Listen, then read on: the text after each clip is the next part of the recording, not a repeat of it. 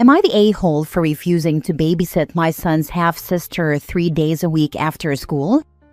My ex cheated on me while I was pregnant, and his affair partner, now wife, and I had babies only a few months apart. My son is older. For reference, all custody exchanges were done by family members, my mom and his sister, until our son was old enough to walk from one car to the other on his own. Now he's at that age, so we don't need to be face-to-face. The reason it got to this point was the cheating, and also because my ex and his affair partner asked me to send over baby clothes, bottles, diapers, etc. for their baby when I had purchased them for my son and not their daughter. My ex said they were struggling to afford it, and I made it clear I was not being held responsible for his child with another woman. He told me we could have raised the kids together if I had forgiven him for the affair. Then he called me a stuck-up bitch who acted like being cheated on was the worst thing ever. After that, all communication went through a parenting app. We did not do things together. I did not answer any calls he might have attempted unless our son was with him. Custody is 50-50, so every other week I do need to answer if he calls. Thankfully, he only tried to call for nonsense reasons a couple of times before this. My son is now 9. I have never met his half-sister. He knows that they're related, but she and I are not, and that is something he accepts. Just like he knows they have shared grandparents, their dad's parents, while the other grandparents are just hers or just his. A couple of weeks ago, my ex called while he had our son and asked me to babysit his daughter 3 days a week after school. He said his wife was going back to work and they needed childcare 3 additional days. I told him it would never happen and to never ask me again. But ask again he did, this time via text, and I ignored him. He tried to make the request through the app we use, and I simply replied one time that I had said no when he called, and my answer was still no. His wife tried to call me and then texted me 10 times, saying I needed to be a better mother and put my son first because, even though I hate it, her daughter is my son's half-sister, and they should be allowed to grow up close, being so close in age, and her daughter should be loved and accepted by me. I ignored her texts. My ex has tried to guilt-trip me with how much they've been through because his wife had stillbirths and miscarriages after their daughter. He has tried to force my hand by getting our son to ask me. At one point, he even said he would come over to my house with his daughter, so I could meet her and we could agree to this. I let him know I wasn't going to answer the door if he did this. He even tried to get his attorney to order it. There was brief contact between the attorneys. Mine laughed at his poor attempt to force my hand and told me to continue ignoring him. Am I the a-hole? Now for the top comments. Why would you even consider this? Full stop, you need to have more respect for yourself. Your only responsibility is your son. I wouldn't consider it regardless, but I did question if that made me the a-hole, and largely because I have seen similar topics on my social media feeds, and people generally expect you to be one big happy family with an ex, even if they cheated, and to treat all kids like family. It made me wonder if I would be told I'm an a-hole and should suck it up and look after her. Not the a-hole. The miscarriages and stillbirths must have been heartbreaking, but not sure why they are even trying for more kids if they are struggling financially with the ones they have already. Maybe they thought they could force my hand if they had a bunch of kids running around. They seem to be the type of couple who expects people to give them free stuff and take care of things for them. All I know is they could have had 10 kids and my answer would be the same. I'm sorry, what? Your ex who is financially struggling paid a lawyer to force you to babysit? I thought it was crazy too, but then I think his attorney is related to his wife or a friend of hers or something, so maybe they're getting a discount. Not the a-hole. However, I think you need to ask your lawyer to file a motion to have a judge order him to stop harassing you. Also maybe for more custody. If they can't care for their own child 3 times a week and have 50-50 custody, how are they providing child care for your son when they have him? My attorney is aware of all the attempts. We're doing nothing for now, but ignoring and keeping all the texts. Next story.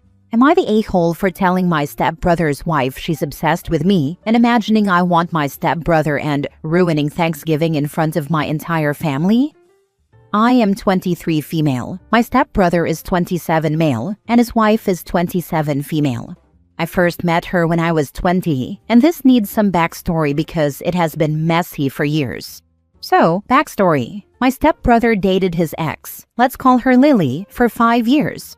Lily became the older sister I never had. We became close. Their relationship ended because my stepbrother cheated, was immature, and financially irresponsible. She left, and I stayed friends with her. I am still really close with her and we post pictures together sometimes, but I do not bring her to family events or talk about her around the family. From the first time I met my stepbrother's now wife, 3 years ago, she was standoffish, hostile, and acting like I was some kind of threat. She watched me the entire night like I was going to flirt with my stepbrother. She still acts like this. For the record, I never have, and I do not think about him that way. Over the years, her obsession with me has escalated. She's made my stepbrother block me on messages multiple times because I text him normal things like asking if he wants to grab lunch or help me move furniture. She has since accused me multiple times of wanting his attention and trying to ruin their relationship. This has put our parents in really awkward positions because she's made this a family issue. And then it started to get even more hostile between us when, 2 years ago, she found out I am still friends with Lily. She claims I am rubbing it in her face and has thrown multiple fits over it, repeatedly accusing me of wanting my stepbrother because of it. And last night was my breaking point or crash out. I brought my new boyfriend to a pre-Thanksgiving with my family because this year, due to blended family stuff, we would not be spending Thanksgiving together.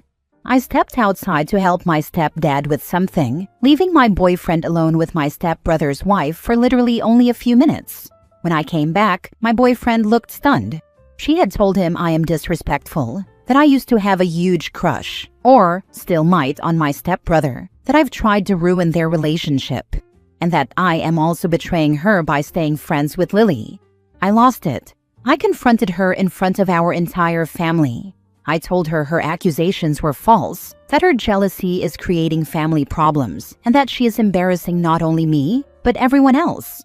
She cried, and then my stepbrother yelled at me for humiliating her. My boyfriend looked shocked, and honestly, I was embarrassed for reaching my tipping point with her. And now our entire family is completely divided. Some think I should not have said anything and that I was crazy for doing it. The others know the truth and think it was long overdue. Am I the a-hole for finally telling my stepbrother's wife that she is obsessed with me and imagining I want my stepbrother and for ruining Thanksgiving in front of my entire family? Not the a-hole. Why would you not have called her out earlier? Seems pathetic not to. If the family is divided, they have some issues. Super creepy that stepbro didn't put a stop to this years ago. When she made him block me, I actually confronted both of them in private. She said the closeness we had made her uncomfortable, which is honestly laughable because I wouldn't even call us close.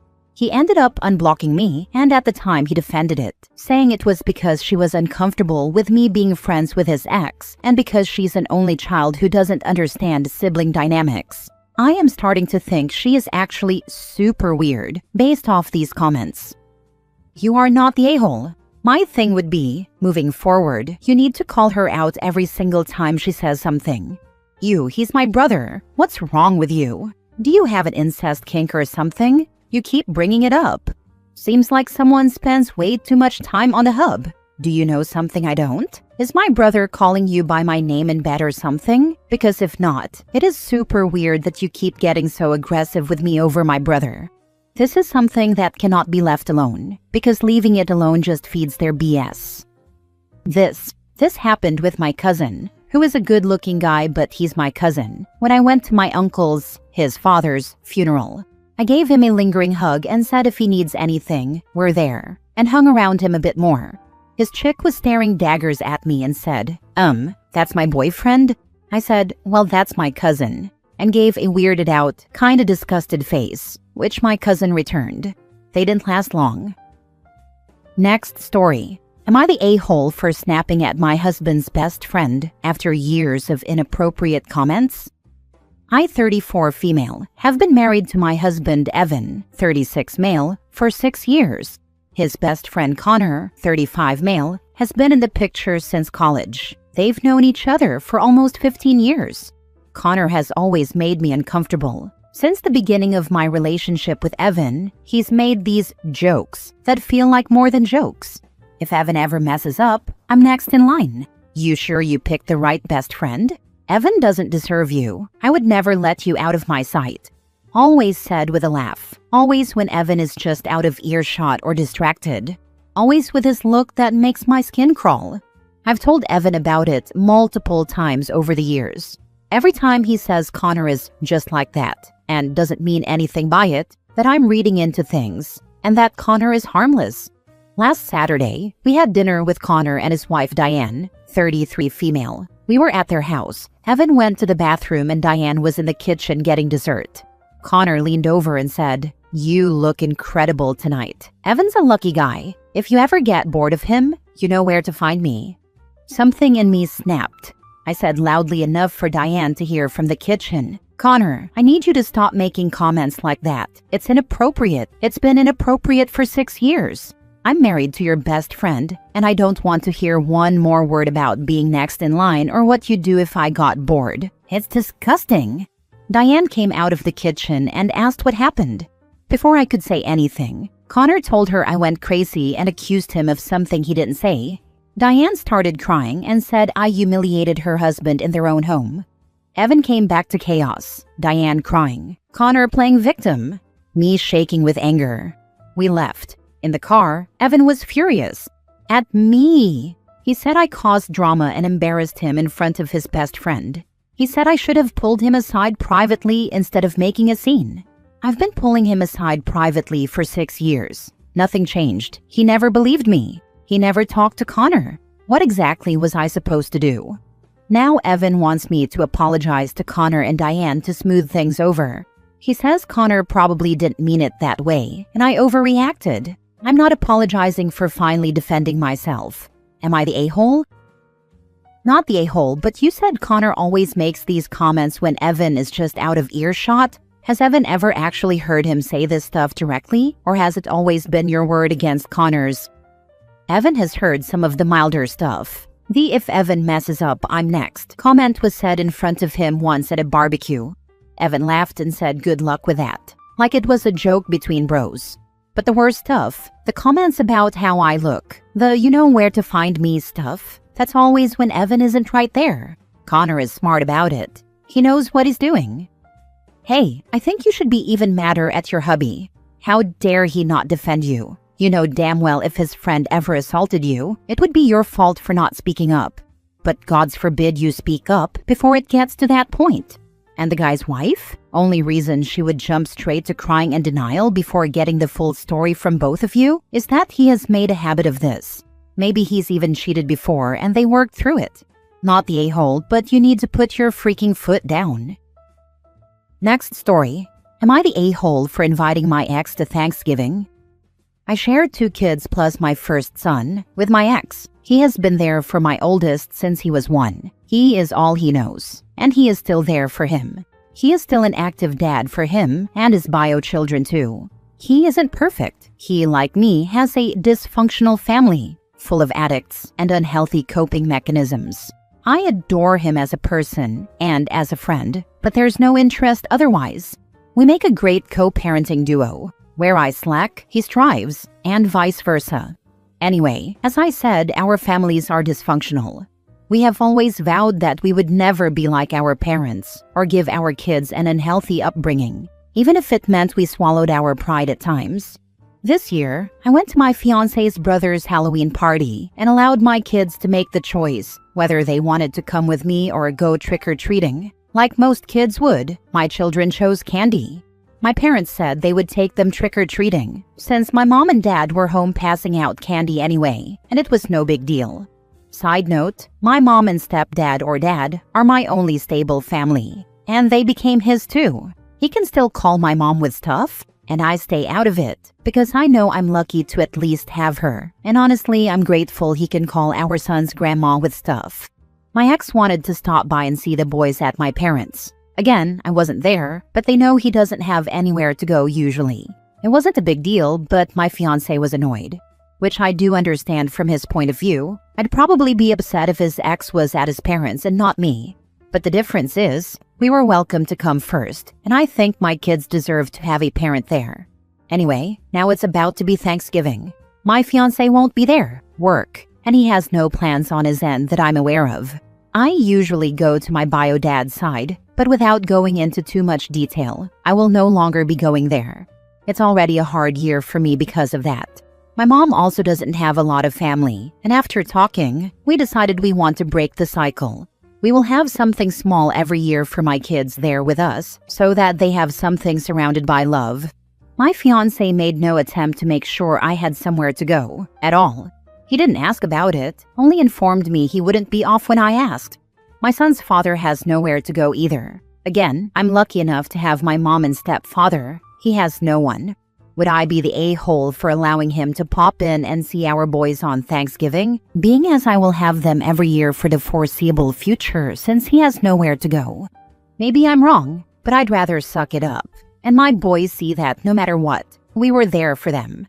And I know he can't provide that, but I don't want him to be any less included as a father, because he doesn't have that. Am I the a-hole for allowing him, who like me has nowhere to go, to come to my family's small Thanksgiving for our children? There's nothing better for kids to see than their parents getting along. This is especially true when the parents are no longer together. I was neighbors with a divorced mom. Every Mother's Day, I heard her ex hyping up their kids outside to compete on who loved mom more. Happened for the 3 years we both lived in that complex. Co-parents getting along is what it really looks like when you're doing it for the kids. Not the a-hole, at all. My husband's parents were divorced when he was a teenager. When I met him years later, they were able to spend all holidays together with their kids, grandkids, and the mother's new husband. I never saw such a healthy co-parenting relationship. It is healthy for the kids to all get along. My question to you is, why are you engaged to someone who doesn't care if you have somewhere to spend Thanksgiving or not? Do you really want to marry someone that has a problem with the father of your children being with them on holidays? It is kind to care about the mental well-being of the father of your children for your children, especially around the holidays.